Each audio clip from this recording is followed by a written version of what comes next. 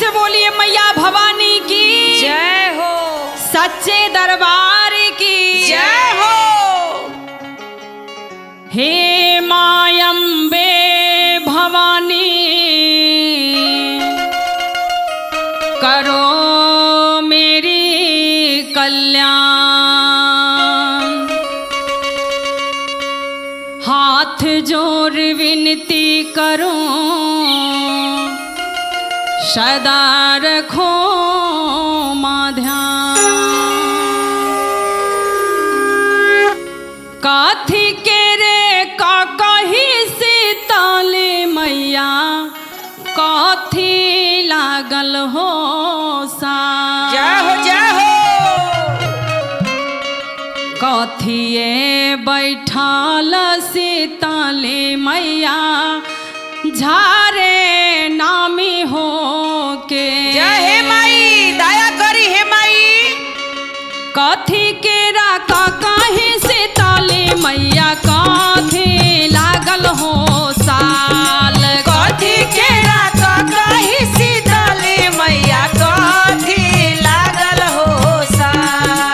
कथी के राका कही भवानी मैया काथी लागल हो साल।